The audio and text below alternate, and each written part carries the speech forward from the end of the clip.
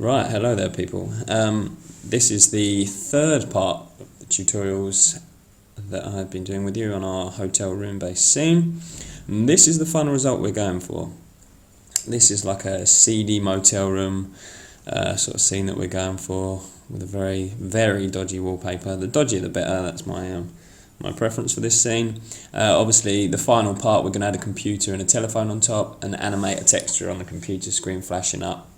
And animate the phone ringing off the hook. So you've got two choices in the forking past narrative game to do you accept the mission on the computer or the mission from the phone, and we go from there. So what we're going to be looking at in the course of this session is changing our renderer, changing our render setup a little bit, adding light to the scene. We're going to add hair and fur, as you might be able to see on the carpet. We're also going to be adding tileable textures. We're going to be looking into that a little bit. And generally changing a lot of parameters just to improve our renders and our final image, okay? So it might not look like completely photorealistic, but it certainly looks like a fairly impressive scene for what we need, okay? So what I'm going to do is talk you through, hopefully in the space of this one video, we're going to be able to do the whole project that you see in front of you, okay? So you're going to need to open your desk models from part 1 and 2 of my tutorials, okay? So what I've done is I've returned back to my scene with just the table in it. Now, what I'm going to do is whiz through this. The majority of you in the class have actually already done this, but any of you that are seeing this that weren't in my class or aren't normally in my class, I hope this helps, okay? But please pause the video as much as you need. Whoops, I didn't delete the Omni light out. Spoiling the game. It's like getting your Christmas presents early. Right, so what I'm going to do is I'm going to use the plane tool here, obviously under the create menu, and I'm just going to give myself a back wall and a side wall. So let's zoom out a little bit. Let's put a little back wall in to put ourselves. Let's just have a look at that. Obviously we'll just do it a bit rough. Right, so I put myself a back wall in. What I'm going to do now is I'm going to hold shift on my keyboard. I've got the rotate tool on, which is E on your keyboard if you want a shortcut. Make sure this is on the angle snap tool, this one here, angle snap. And I hold shift and I'm just going to rotate it 90 degrees, which you can see above, obviously that number changing. Rotate it at 90 degrees, there you go. And you can see that I have perfectly rotated.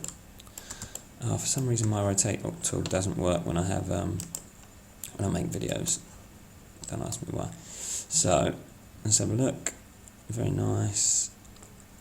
Okay, obviously slightly in the way. So what we're going to do is we're going to move these faces. So let's move them so they look like a side and back wall. So I'm going to move that to there. Move that back to there. Okay, let's now take a look at my scene. My really good mouse. Okay.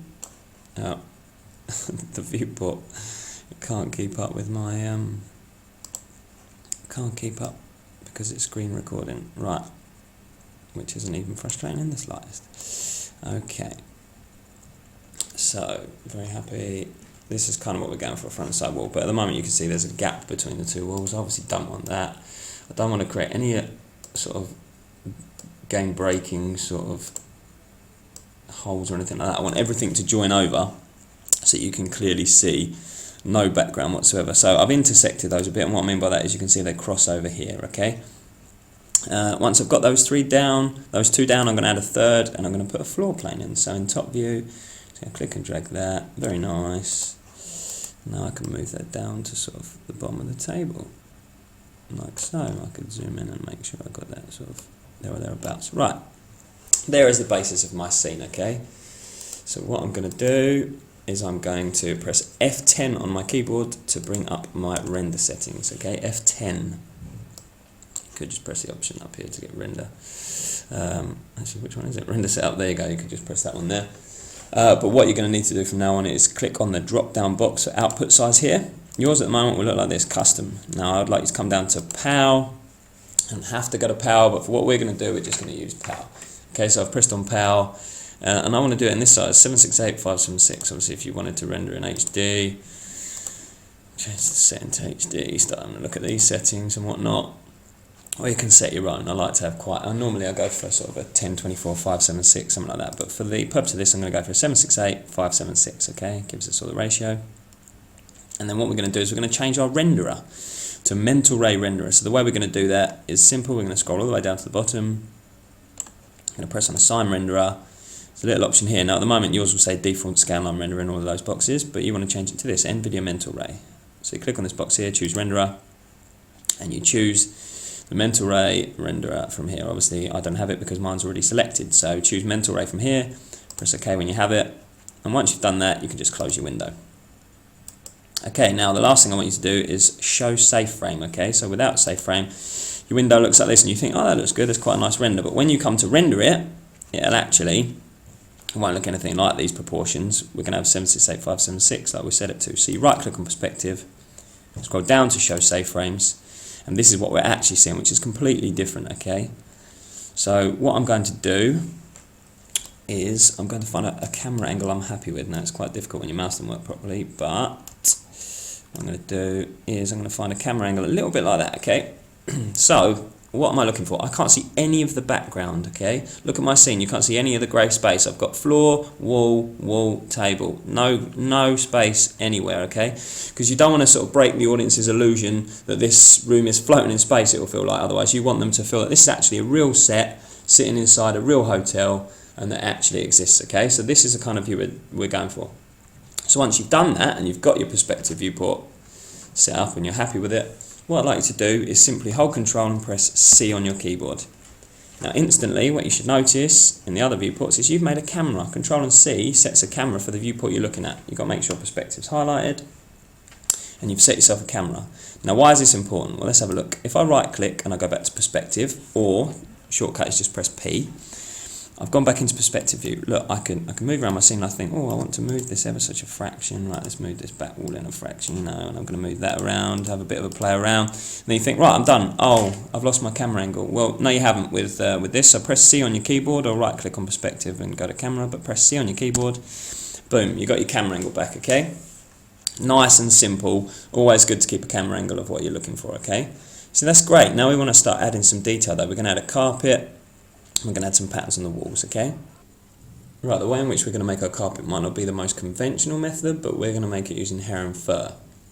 Now, normal way I make a carpet, I use a V-Ray renderer because it's photorealistic, and I use a V-Ray displacement map, which sort of gives you the bumps and looks like a realistic texture. But as you saw in the start of the video, we're going to sort of make something that's near realistic using hair and fur. But before we do that, I'm going to put a light into the scene. I'm going to change some of the setups, okay? So in the create menu again, you've got this light bulb here. Now when you click on that, bring up photometric. You don't want photometric. You would like a standard light. And we're going to use an omni light, which is an omnidirectional lights in all direction light. So you click on omni, and all you have to do, I'm going to come in top viewport, and I'm going to place a light about here. Like I've got a back wall, side wall, here's my desk, here's my camera. So somewhere near my camera I'm going to place, just click once, got my omni light. You can see already, ooh, I've got harsh shadows. Now, that would have placed it on the floor, somewhere near it. So I'm going to move that right up. You can see the shadows changing in perspective to somewhere like that, okay? So my light's quite happy there. Try and match it. So my light is shining down in this direction, okay? Just like it would in a hotel room. If I had it behind, it wouldn't light up the computer screen or the phone properly, and I wouldn't be able to see what I'm looking at in my scene. So it's very important where you place lights. With the light selected, come over to modifier. Make sure the light's on, obviously, and we're going to turn on shadow map and use global settings, and you're going to select Mental Ray Shadow Map because we're using the Mental Ray renderer. After you've done that, you come down to Mental Ray Shadow Map. We need to turn on transparent shadows, press enable. Okay, that's all I want you to do. You could change the intensity. I might change it actually, just for argument's sake. We'll change it to 0.5. So the intensity is the box. Obviously you've got all these options here, and the next box down is intensity, color attenuation, multiplies under there. So my light's set up. Now let's put some carpet in there, okay? So I'm going to click on the rug, come to the modifier drop down list up here, modifier, come to the drop down list, and I'm going to choose hair and fur. And in just a second, there you go, it looks like my scene is now covered in grass. Now those of you who have had aspirations to be a hairdresser before are going to be in your element here, because you can press style hair and then you can start hair brushing it and all sorts. I don't actually want to do that though, that's not what we're going to do. We just need to globally change some of these parameters. So at this moment in time we've got 10,000 hairs in the scene. I'm not sure what my laptop can handle, but I'm going to press another 0 and we're going to add 100,000 hairs to the scene. It's 100,000 individual strands of hair. I'm going to go with 2 segments, so I've got a root and I've got a top. I don't need 5 segments, that's 5 segments per every hair, so that's a lot of work. And hair passes at 1's fine. Density and scale at 100% is great. My cut skip length, right, I'm going to change mine down, I'm going to try 15 now. This isn't a one size fits all. What's right for me, what might not be right for you, okay? So, but I'm going to change mine right down. I'm going to drop these random scales. I might change that down, something like that. The random scale, and I'm going to change my root thickness down so it looks less like a cone and it starts to look a little bit more sort of spiky, okay? Now, as a rule of thumb, I like to have the carpet sort of coming over the bottom of the table a little bit. Obviously, I could drop the floor down a little bit if I'm not happy, but I like that length of carpet, okay? I think it's nice and thick. You notice I haven't changed the plain colour or anything underneath. I don't think I need to at this moment in time because I think my carpet's going to be thick enough you'll never see it. You could change it if you really wanted to match the carpet, but it doesn't matter. So what colour is my carpet? Let's have a look. Under material parameters, tip colour, root colour, these are the 2 things we need. And ambient occlusion obviously is at 40, leave that, that's fine. But I'm just going to leave the 2 colours for now. So now, if I'm to render that, I could test render that. I'll do it live, why not? Watch what happens when I render, okay? So basically what it's going to do is it's going to do 2 passes. Now, you've never rendered with the mental ray renderer. Well, those of you in my class haven't. So, you wouldn't be familiar with this, but obviously there's going to be a load of white squares. It's going to go blurry first while it anti-aliases and final gathers, and then it's going to work the scene out for me. So, what you're going to see is you're going to see my scene with a load of shadows on the floor without the carpet first and foremost. Then it's going to do a whole separate render and put in the carpet, so you can see blurry, it's working in a series of squares because that's how the mental ray renderer works. Renders from your RAM. Now the carpet at this moment in time, it's just being worked out. So you can see my camera view, it's rendering from the camera. Obviously to render I had my perspective viewport highlighted and I just pressed F9 on my keyboard. That is the shortcut for render. If you press F9 and you have any other viewport highlighted, it's going to shortcut render that and it won't remember any other scene. So every time you press F9 it will just render from that original one. So you might need to select perspective, press F10 and then click render. So look, I don't have any hair in there but it's still rendering. You can see up here it's rendering the hair and fur now, so there's no carpet, it just shows the shadows underneath. And there it's starting to render it. Alright, that's a little bit thin but it still looks a little bit like, it looks like a wheat grass or something on the floor. So not exactly over the moon with that, but we can change that a little bit in a minute, change the parameters down. What I want to do is put the wallpaper on before the end of this video. So what I'd like you to do is go on cgtextures.com and I'd like you to find a tileable texture, okay? I'll show you an example. Right, so here I am on cgtextures.com. I've got a bunch of wallpapers here. I've searched wallpaper. The word I'm looking for is tiled, okay? I want a tileable wallpaper because if you stuck something like that just on my back wall, the pattern is far too large for the wall and it's not going to look particularly realistic. So let's have a look. Okay, so if I'm to click on, say, for example, this pattern here. If I put that on the wall, that's far too big. You can have a preview, alright? Something like small's fine when you download it. You will have to register for an account for it. But if you go 3D tiling preview, look at that. There you go, 3x3. Let's have a look at it. 7x7. Okay, it's starting to look far more realistic. So download your texture, bring it back into 3ds Max, and I'll see you there.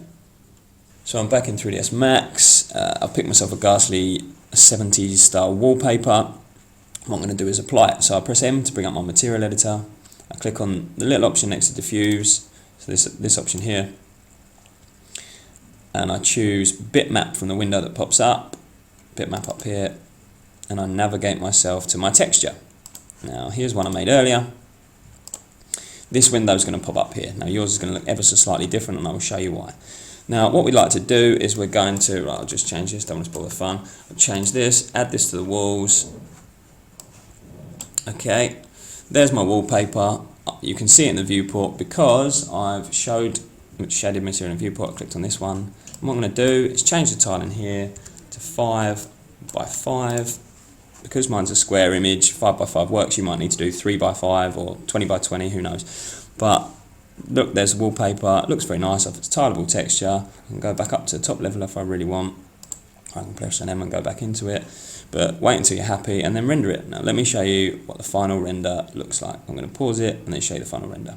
Okay. Right, so here's the final result. It took about 2 minutes to render.